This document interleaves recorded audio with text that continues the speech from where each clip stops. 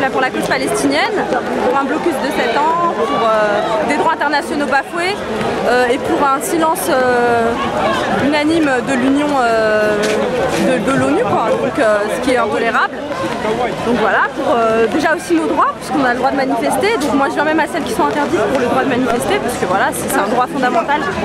Et puis voilà, tout simplement pour la cause palestinienne. Encore ça s'est passé aujourd'hui? Mais ça se passe toujours bien quand c'est autorisé. C'est quand c'est pas autorisé que ça se passe mal, puisque forcément les forces de l'ordre font leur travail. Et donc bah voilà, ils chargent quoi. On leur dit de disperser, ils dispersent. Donc, en 2012, l'ONU a sorti un document qui disait le préambule à la paix et le respect du droit international et la nouvelle colonisation. Exactement, non mais de toute façon. Selon vous, c'est pas déjà suivi des faits, pourquoi ils sont pas déjà sur place? Parce que c'est Israël, encore une fois, parce que quand l'Irak ne respecte pas les droits internationaux, c'est la première, ce genre de pays au Moyen-Orient sont sanctionnés. Le seul pays au Moyen-Orient qui fait sa vie et qui n'en fait qu'à sa tête, c'est Israël.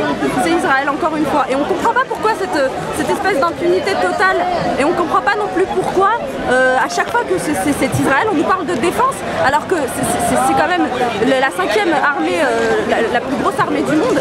Donc il ne s'agit pas de se défendre, il s'agit bien d'attaquer, et on le voit encore aujourd'hui, puisqu'il y a il me semble, 3 morts chez 3 civils.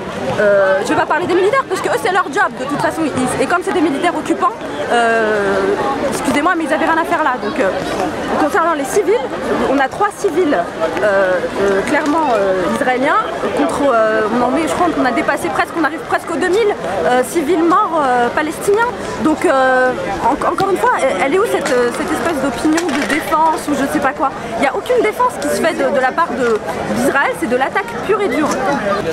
Alors concernant ce représentant de l'ONU qui a fondu en larmes, et c'est pas le seul à avoir fondu en larmes, on a aussi eu des journalistes qui ont fondu en larmes face à ce massacre sans nom.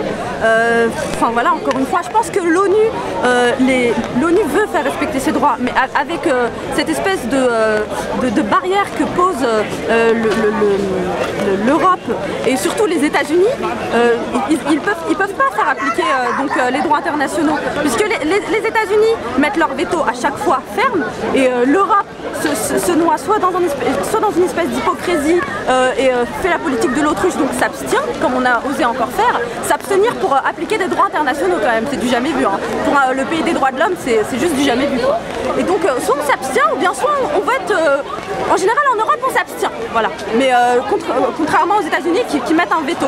Donc il s'agissait quand même, par exemple pour les derniers votes qui ont eu lieu, de juste envoyer un représentant de l'ONU pour voir s'il y a bien crime de guerre. Et même là, c'est-à-dire pour faire appliquer la loi, c'est-à-dire il s'agissait même pas de sanctions, il s'agissait juste de vérifier s'il y avait bien crime de guerre. C'était juste une vérification de l'ONU. Même vérification, ils n'ont pas voulu la laisser, parce qu'ils savent très bien qu'il y a crime de guerre. Et ils savent très bien que si Israël signait le traité de Rome, Israël se retrouverait devant la Cour internationale, devant la Cour pénale internationale, puisque ce sont des criminels de guerre. Ça fait plus de 7 ans qu'ils mettent illégalement toute une population sous asphyxie, sous blocus. Donc oui, excusez-moi, c'est des criminels de guerre. Et c'est pas nous qui le disons. Je veux dire, nous, si on vient là, c'est parce qu'on nous a donné aussi raison. Les droits internationaux nous donnent raison. On va pas clamer la justice quand elle a pas lieu d'être. Si vous pensez que la solution aux 2 États va quand même pouvoir... Écoutez, la solution à 2 États, elle a toujours été possible. Yasser Arafat, il a toujours voulu, et le Fatah a toujours voulu qu'il y ait une solution à 2 États. Le Hamas aussi veut une solution à 2 États, malgré ce qu'on peut dire. Plusieurs fois, le Hamas s'est exprimé sur le fait qu'il n'avait rien contre les Juifs, il voulait juste qu'on libère. C'est simple déjà. Quelles sont les demandes du Hamas? Retirer ce blocus illégal, ce qui est un droit. Donc pour des terroristes quand même, ils ne parlent pas d'appliquer la charia là, ils parlent de droits internationaux. Hein. Donc retirer ce blocus, qui est quand même un droit et qui est illégal de la part d'Israël, ce blocus dans tous les sens, hein, financier, tout, ils vivent dans une prison à ciel ouvert. Donc retirer ce blocus, que les réfugiés qui ont été chassés de Palestine par rapport à la ségrégation et à l'oppression d'Israël aient le droit de retourner chez eux, ce qui est un droit aussi international. Donc le Hamas ne demande que à ce que l'ONU applique ses droits. Mais malheureusement, l'ONU ne veut pas le faire et ne peut pas le faire parce qu'elle a des vétos des États-Unis et de l'Union européenne. Donc malheureusement, ils sont obligés de résister, comme l'a fait Jean Moulin sous occupation. On l'a tristement taxé de terroriste. Par la suite, il a été reçu en héros. Et vous verrez que j'espère que dans des années, quand la Palestine aura sa liberté, le Hamas, vous verrez qu'il sera traité pareil. Et avant le Hamas, de toute façon, il y avait le Fatah. On nous dit oui, le Hamas c'est des terroristes. Mais avant le Hamas, il y avait le Fatah. Le Fatah, ils n'étaient pas considérés comme des terroristes. Et il y a toujours eu ce problème vis-à-vis d'Israël qui ne veut pas la paix, qui veut tout simplement coloniser et qui se permet de transgresser toutes les lois en toute impunité. Voilà tout. On a vu que tout ça a explosé peu de temps après que le pape ait réussi à faire un rapprochement quasi historique. Tout à fait. Et c'est souvent... On a l'impression que c'est souvent après des gestes de paix forts, exactement, une violence forte. Mais remettez les choses dans leur ordre, dans leur contexte. C'est simple. Qu'est-ce qui s'est passé? L'agression vis-à-vis de la Palestine s'est faite, soi-disant, il y a eu 3 colons de kidnappés et de tués. Ça, c'est indéniable. Paix à leur âme. C'était avant tout d'être des colons, c'était des enfants. Donc vraiment, paix à leur âme. Le Hamas n'a jamais revendiqué ça, d'avoir tué ces enfants. Le Hamas, c'est simple. Si le Hamas était vraiment terroriste, pourquoi ne s'en prend-il pas à la population qui colonise et qui est à portée de main? C'est simple. Le Hamas envoie des roquettes qui sont tout le temps interrompues. Et ils le savent depuis le temps qu'ils envoient ces roquettes. Ça fait des années qu'ils envoient ces roquettes et qu'elles n'arrivent jamais à destination.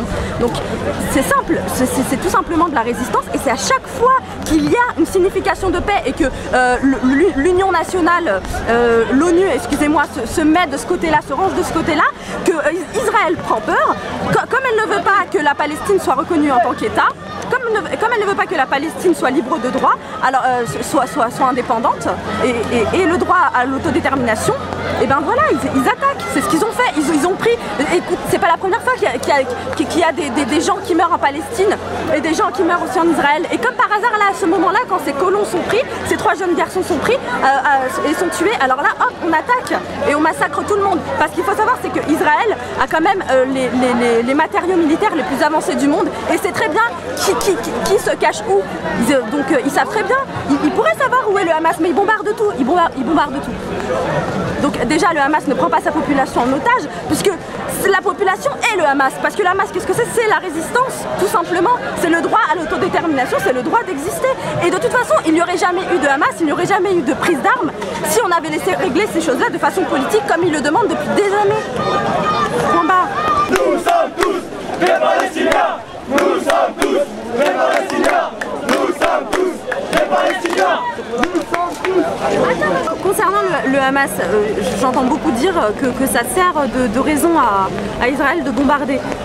Mais malheureusement, si le Hamas ne bombardait pas, on n'entendrait pas parler encore de la Palestine, et ça ferait encore comme il s'est passé donc avec le Fatah et avec donc le président de l'autorité palestinienne, Mahmoud Abbas.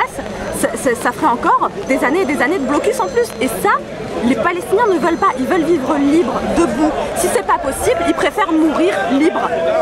C'est tout. Et c'est normal. Qui ne voudrait pas sa liberté? Et c'est ça le problème, c'est que le souci, c'est que Mahmoud Abbas est trop conciliant et qu'il ne comprend pas que Israël ne veut pas la paix. Et Israël, c'est pour ça que met toujours extrêmement de temps pour tout ce qui est pour parler, etc. Dès qu'il y a pour parler de paix, c'est toujours Israël qui comme ça, qui freine toujours. Et parce que de toute façon, ils ne donneront jamais d'eux-mêmes, de leur bon vouloir, la liberté des Palestiniens. C'est à l'Union européenne, c'est à l'ONU, et c'est au monde entier d'aller la chercher pour eux. Parce que Israël ne fera jamais cet effort-là. Israël est complètement paranoïaque et pense que tout le Moyen-Orient veut l'exterminer. Excusez-moi de dire à Israël, mais c'est pas les Arabes ni les musulmans qui vous ont exterminé, c'est juste l'Europe. Donc il y a un moment, il faut remettre les choses dans leur contexte. Vous voyez les Juifs au Maroc, les Juifs en Tunisie, les Juifs en Algérie, bref, les Juifs dans les pays arabes, ils vivent très bien. En quoi sommes-nous antisémites? Nous les avons accueillis, ils vivent très bien chez nous. Chez nous, ils ont en aucun cas des mots antisémites comme ils peuvent l'avoir dans quelques endroits. Donc ça n'a rien à voir avec la religion, ça n'a rien à voir avec de l'antisémitisme, ça n'a rien à voir avec... c'est tout simplement politique en fait. C'est tout simplement politique et c'est à nos gouvernements de faire cette politique-là. Nous, on n'a même pas à être dans la rue pour pour sommer ça. Je veux dire, c'est des droits fondamentaux, c'est à eux de les appliquer. C'est pas à nous de les réclamer quand même. C'est eux qui les ont créés, c'est à eux de les appliquer. Palestine vivra, Palestine vivra. Ouais. Allez-y. Bah, prenez celui-là pour vous abriter. Prenez celui-là, vous le tenez comme le mien et ça vous protège là. Merci. Voilà, génial. Alors, bah, on est venu là soutenir le peuple palestinien et le peuple de gazaoui contre l'occupant israélien et on veut que la paix s'installe rapidement. On en a marre des ultras des deux bords et on veut que cesse le blocus de Gaza et les colonisations en Cisjordanie qui sont facteurs de guerre et donc on veut qu'il y ait une Palestine libre à côté d'un État israélien aussi libre et que les deux vivent en paix, les deux États vivent en paix. Voilà, il y a urgence pour ça, il y en a marre des morts, ras-le-bol des massacres. Vive la paix. Voilà, place à la paix. Stop les armes, stop les réactionnaires des deux côtés là, Netanyahou et puis les chefs du Hamas. Voilà. Les peuples veulent la paix. Oui, je vais dans beaucoup de manifs parce que je me bats pour les thèmes principaux que sont la paix dans le monde. Bah là, par rapport à la guerre contre Gaza et la Palestine, là, on vient pour qu'il y ait la paix. Je me bats aussi pour la justice sociale et l'environnement, le respect des peuples humains et animaux, parce que tout est lié. Social, environnement, droits de l'homme, droits des animaux, tout ça c'est lié. Voilà. Voilà pourquoi vous me voyez un peu partout, parce que je me bats pour toutes ces causes fondamentales, pour un monde meilleur. La manif d'aujourd'hui, a priori, tout s'est bien passé? Je crois bien, oui, tout à fait. Très bien passé. Il y avait du monde, il faudra voir les chiffres, il y avait beaucoup de monde, c'est bien. C'est important. Pas eu de casse, pas de débordement? C'est important, je crois pas. La casse, c'est à Gaza et en Syrie et en Ukraine, la casse. Et aussi la casse sociale de la part de ceux qui nous gouvernent. Il y a les casseurs de social que sont Hollande, Valls et tous les autres dans le monde. Hein. Ils cassent le social, ils cassent... et voilà. Petite question parallèle, est-ce que vous pensez que les présidents ont toujours... qu'un président de la République aujourd'hui a autant de pouvoir qu'à l'époque de Giscard? Ah ben non, ça c'est évident, vous le savez, c'est les multinationales et les banques et les marchés financiers qui gouvernent. Et ça c'est grave. Je suis bien d'accord. Ouais, ça c'est honteux. Pouvoir, le pouvoir au peuple. Le pouvoir au peuple, on veut le pouvoir pour les peuples, que les peuples les voient au chapitre. Merci beaucoup. Merci à vous. Hey, il le tient bien son panneau, hein. Vous avez vu ça? Pratique les panneaux anti-pluie. Quand on est, ouais. Génial. Quand on est dans la bonne cause, c'est pas difficile de toute façon. Voilà, et on fait plein d'amitiés. J'ai fait plein de connaissances de plein d'amis dans les manifs. Vraiment, hein, j'ai plein de relations maintenant des gens comme le monsieur, ou des reporters, plein de gens qui viennent dans les manifestations, on discute bien, c'est chaleureux. Il y a du lien social, il y a vraiment des rapports humains. Voilà, et c'est dans la rue que ça se passe. C'est pas entre les ors et les fauteuils de l'Élysée de Matignon ou des grands ambassades et tout ça qu'il y a la chaleur humaine, c'est dans la rue.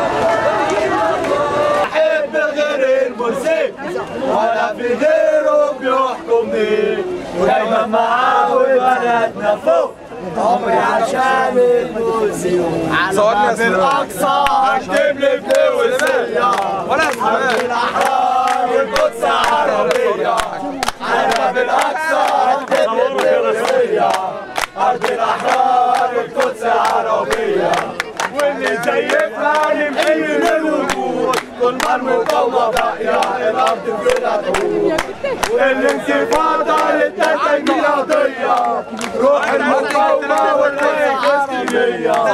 Ceux qui prennent le métro, cette couche-là elle est blindée, faut aller là-bas.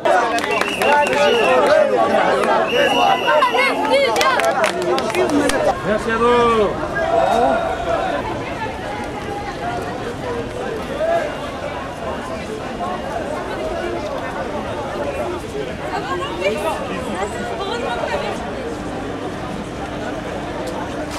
Oui, donc par rapport au CRS et aux forces de l'ordre, parce que souvent c'est elles qui mettent la pression et en fin de manif, comme l'autre fois à République, c'est elles qui ont finalement en partie provoqué les troubles. Hein.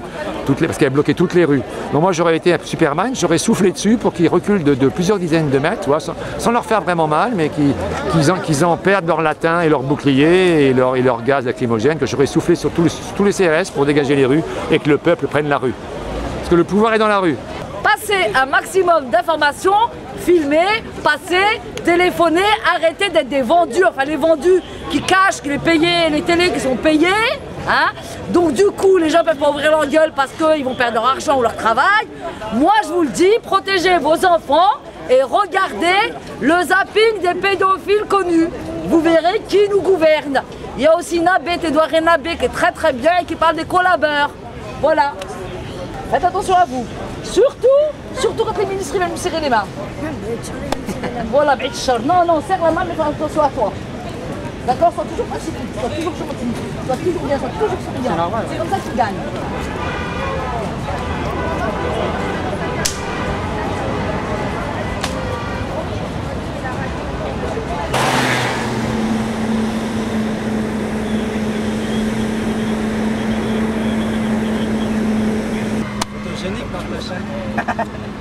Un petit bilan de la journée, comment ça s'est passé?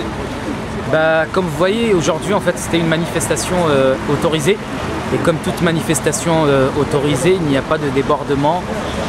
On a réussi à gérer au mieux, donc on avait un effectif pour le service d'ordre qui était déployé pratiquement sur toute la manifestation. Il n'y a pas eu de débordement ou d'affrontement ni aucun incident à déplorer, donc tout s'est passé dans le calme. Les gens ont pu défiler pacifiquement. Donc voilà, je le répète, quand les manifestations en fait sont autorisées, tout se passe pour le mieux et même s'il y a des personnes qui sont un petit peu excitées, on arrive à les calmer. Donc vous faites partie du service d'encadrement Exactement, donc on est le service d'ordre officiel en fait des organisateurs de la manifestation. Donc il y a eu un service d'ordre unitaire aujourd'hui. Il y a eu une coordination qui a été faite avant la manifestation. Et donc tout s'est passé comme prévu. Voilà. Palestinians are not terrorists. The real terrorists are the ones who has been killing them for not stopping.